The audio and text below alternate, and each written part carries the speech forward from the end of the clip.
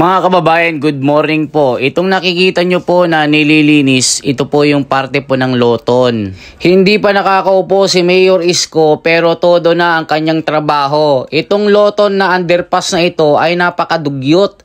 Talagang puro tae ito, puro etsyas ang tao. Kaya pagkadadaan ka, napakabaho. Hindi mo kayang tumagal dito kahit 2 minuto. Kaya ngayon mga kababayan, pagdadaan kayo malinis na at wala nang amoy. Pero sa kabila ng lahat mga kababayan, ang pagpupursige ni Mayor ay binabatikos. Sabi ng kanyang kritiko, hindi pa daw nakakaupo, mayabang na ito. Pinapangunahan na daw si Hani Lacuna. Sa June 30 pa naman ang kanyang pwesto. Kaya yung mga kritiko, galit na galit. Si Yorme daw, mayabang pa daw sa hangin sa Manila Bay, malabagyo daw ang kanyang asta dahil wala daw respeto ito sa nakaupong mayor na si Hani Lacuna. Kaya mga kababayan, tignan nyo po itong underpass na ito. Talagang binobomba ng tubig, talagang napakalinis na, malabiki-belo na ang itsura. Tignan nyo mga kababayan yung mga kritiko. Masama bang linisin ang dugyot na Manila na dating Miss Universe? Naging pangit na. Tignan nyo mga kababayan, ang ganda no.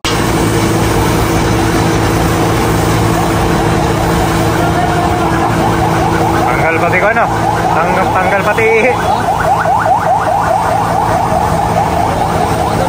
Matindi na naman ang ating babakbakan ngayon.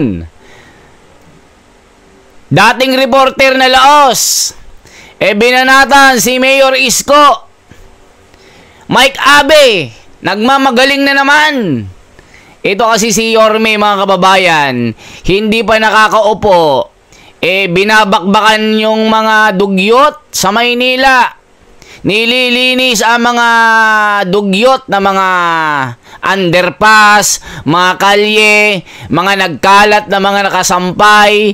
Pina-spray itong underpass sa Maynila na dinugyot na mga tao na walang disiplina. Ngayon mga kababayan, binanatan ni Mike Abe ngayon na sinabi na napakahangin ni Mayor Isko na mas mahangin pa sa Manila Bay. Aba Mike Abe, tindi mong bumanat ano naman ngayon kung naglilinis si Isko Moreno? Ano naman ang pakialam mo? Aba mga kababayan, binanatan ito na wala daw respeto itong si Isko Moreno. Na talagang bastos daw ito mga kababayan. Hindi man lang daw ginalang si Hani Lacuna. Itong si Yorme, pasikat na daw. Hindi pa naman nakakaupo.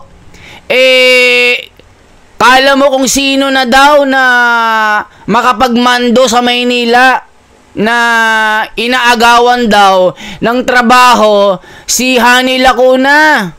Aba, Mike Abe, lilinisin ba yan kung malinis yan? Aayusin ba yan kung maayos yan? Itong si Mike Abe mga kababayan, kilala nyo po ito na solid anti-Duterte.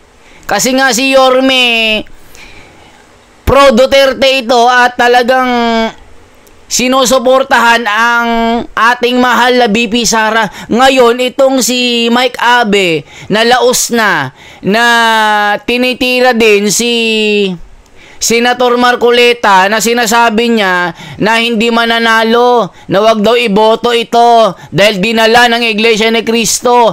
Ngayon mga kababayan, aba, umi-eksena itong si lolo nyo, si Mike Abe na kupas na. Pakinggan natin paano magpasikat ang dating reporter na ito na parang patanda yung kanyang mga kababayan. Nagtatrabaho yung tao. Buti nga nililinis Ano bang gusto ng taong bayan? 'Di ba gumanda ang Maynila? 'Di ba dati siyang mayor, gumanda, luminis. Manila great again. Aba nung umalis na siya, aba nadugyot ulit. Ano, gusto mo madugyot ulit ito? ibahin nyo si Yorme.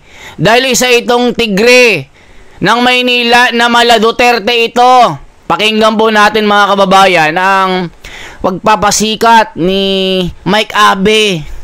Matindi ito mga kababayan, itong si Mike Abe. At meron pa siyang babanggitin na kung ano-ano. Kayo nang humusga mga kababayan na tinitira niya si Yorme na mayabang daw at sobrang hangin. Mas mahangin pa sa hangin sa Manila Bay. Aba Mike Abe, sige tignan natin kung anong magiging reaksyon ng taong bayan dito. Magigisa ka sa channel ko. Kasi isa ka rin sa mga tumitira kay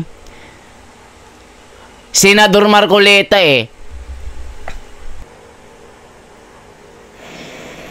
Napansin ba ninyo or nakita ninyo na itong si Mayor-elect Isko Moreno ay pumapil na bilang mayor ng Maynila? Wow!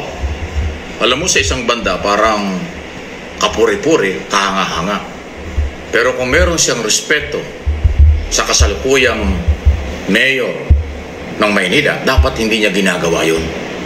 Mangyari po kasi kanyang ipinapakita pa sa kanyang social media na siya ay naglilinis na ng City of Manila.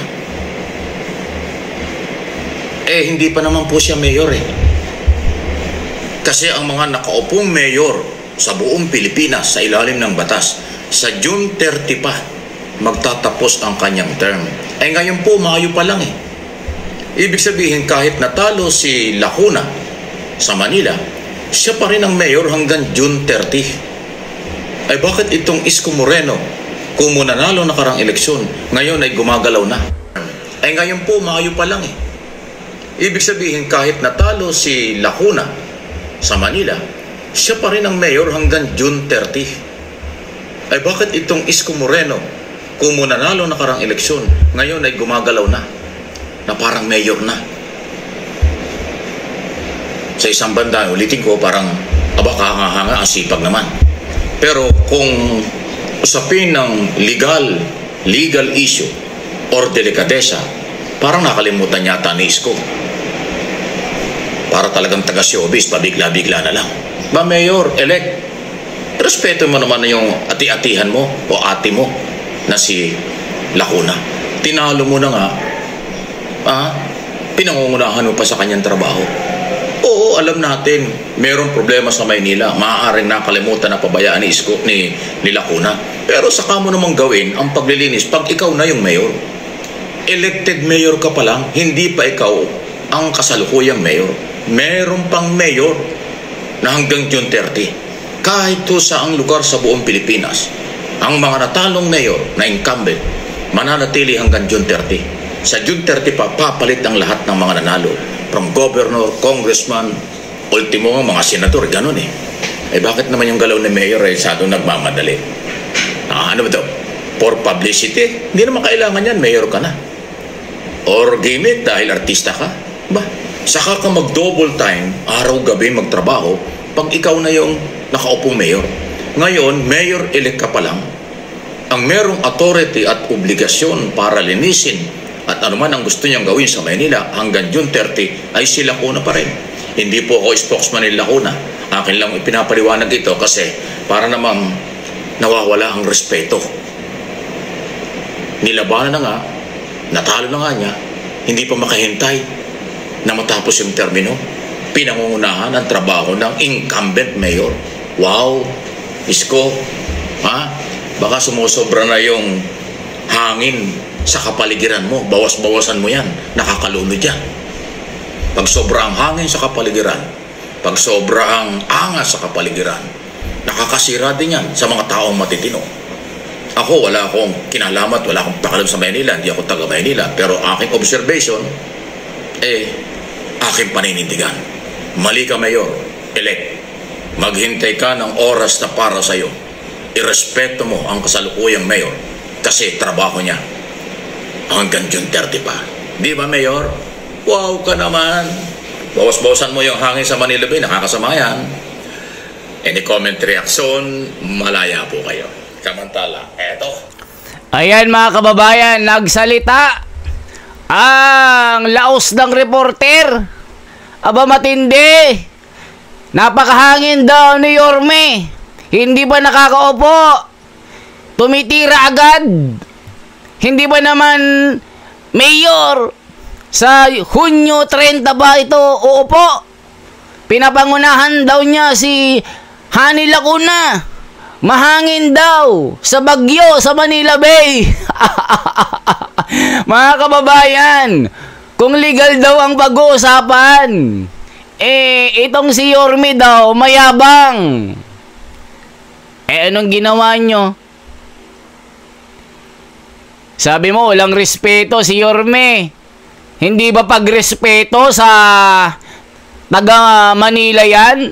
Hindi ba pagrespeto sa mga Manileño ang gawing malinis ang Manila? Anong problema doon? Malay mo, nakatimbre din kay Hani Lacuna yan.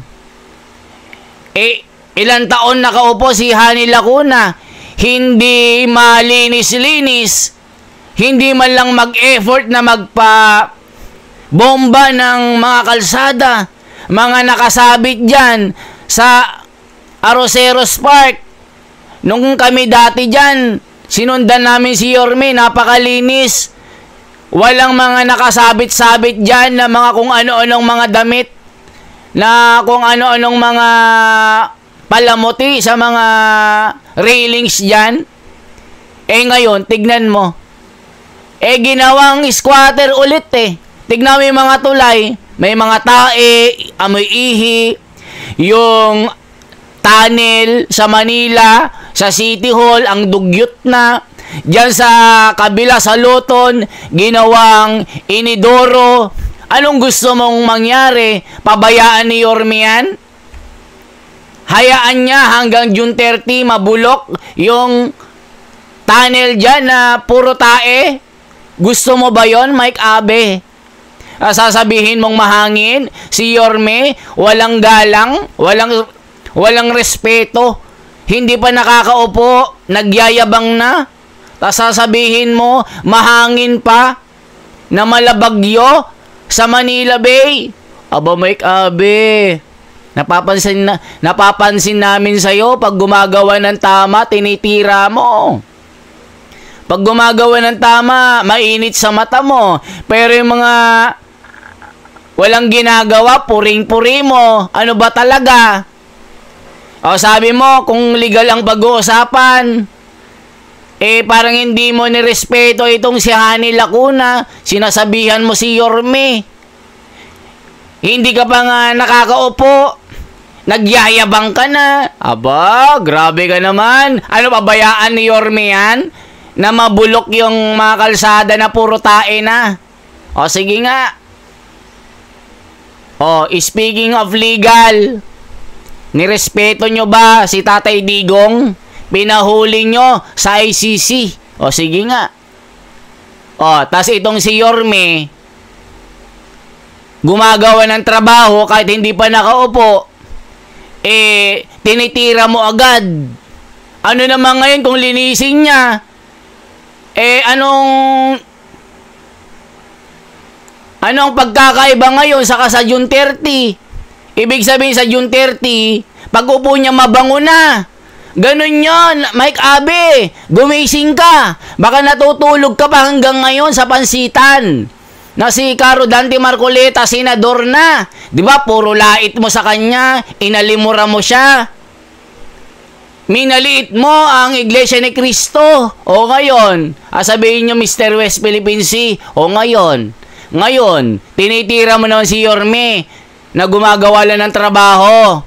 Ano naman ngayon kung hindi pa nakakaupo?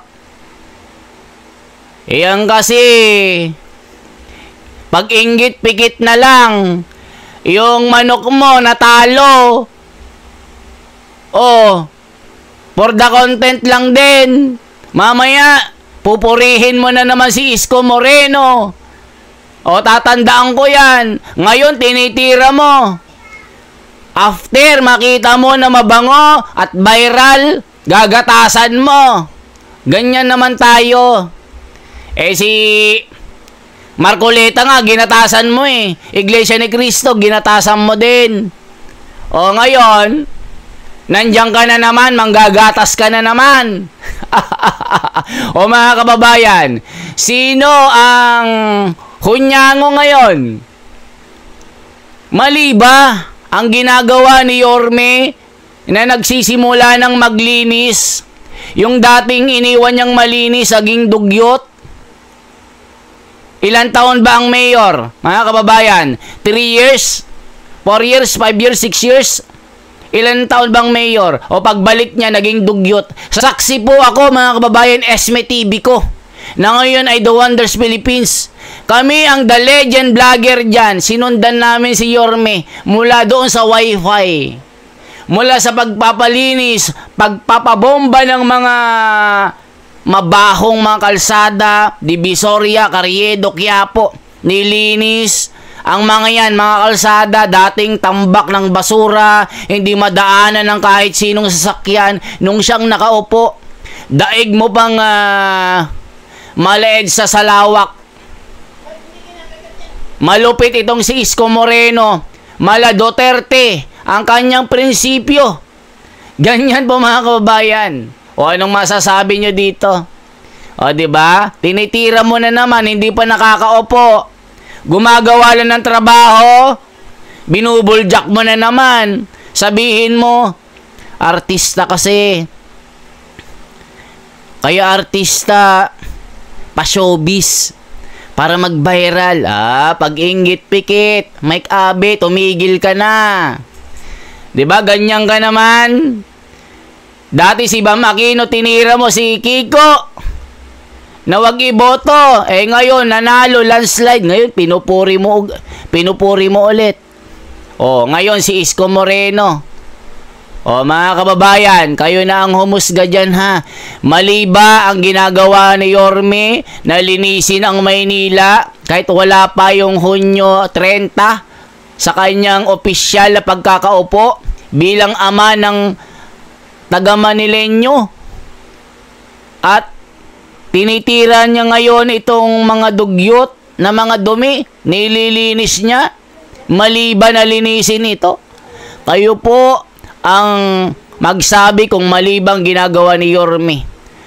Kung mali, sabihin nyo. Kung tama, sabihin nyo din. Okay po mga kababayan? Once again, ako si The Wonders sa Philippines. Isang like, isang share, at isang subscribe. At isubscribe nyo rin yung ating second account, Wonderboy in Manila. Okay po mga kababayan? Isang like po, isang share. Mabuhay po.